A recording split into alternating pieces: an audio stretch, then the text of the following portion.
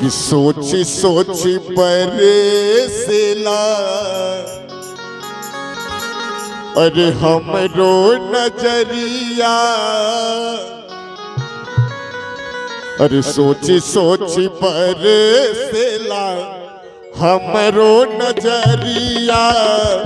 चाचा जी के बिना सुना भइल बायटरिया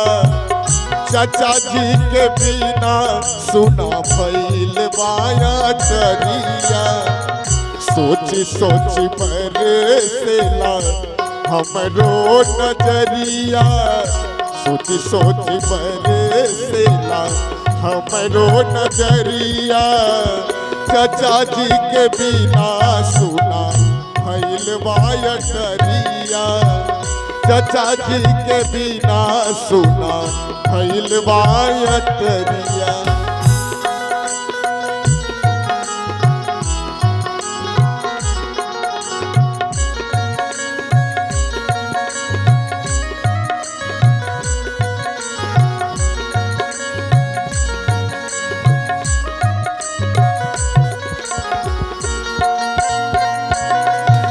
हमारा तुम्हारा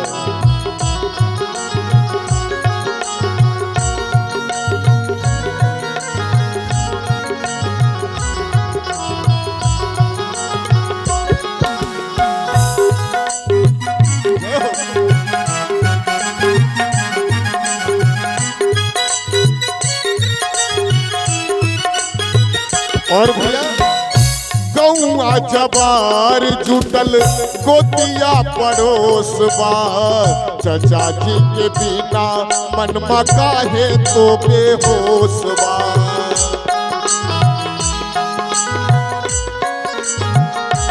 और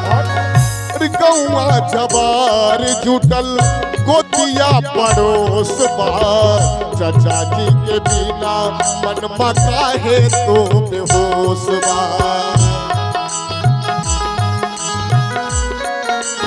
लेकिन अरे सपना हो गईले सपना हो गईले सौ से उमरिया चाचा जी के बिना सुना भइल बायटरिया चाचा जी के बिना सुना भइल बायटरिया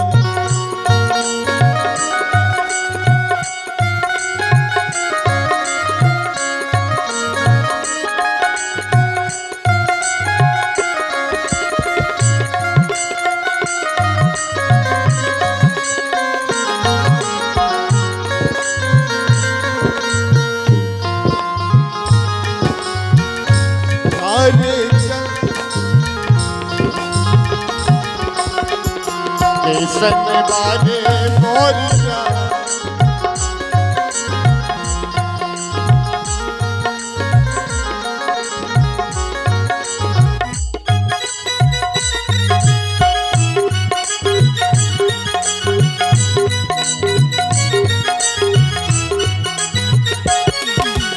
और भी आगे का मतलब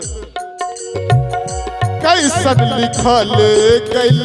विधि के विधानावा काहे न निकलल पहले हमारो परनवा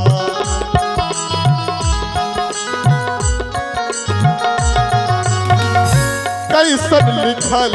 गइल विधि के विधानावा काहे न निकलल पहले हमारो परनवा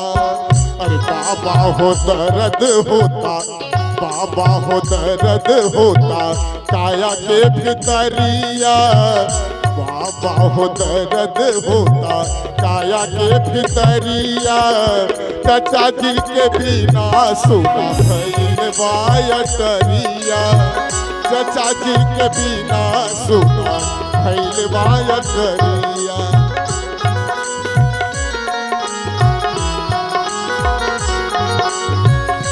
तन मन किसी ने तुझे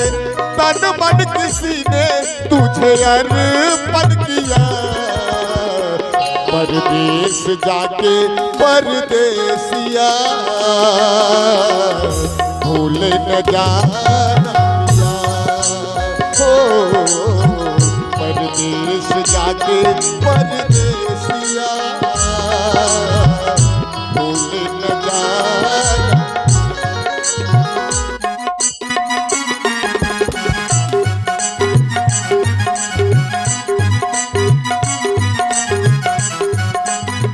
और भैया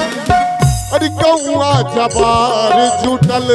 गोतिया परोस बार, चाचा जी के बिना मनमा काहे तो बेहोश बा।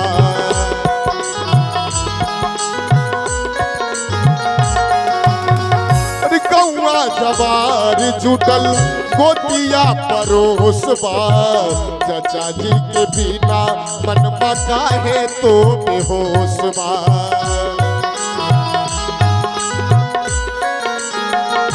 और अरे सपना हो गईले ऊता, सपना हो गईले ऊता सौ से उमिरिया, चाचा जी के बिना सुना भइल बायटरिया, चाचा जी के बिना सुना भइल बायटरिया, चाचा जी के बिना सुना भइल बायटरिया, चाचा जी के बिना सुना भइल बा।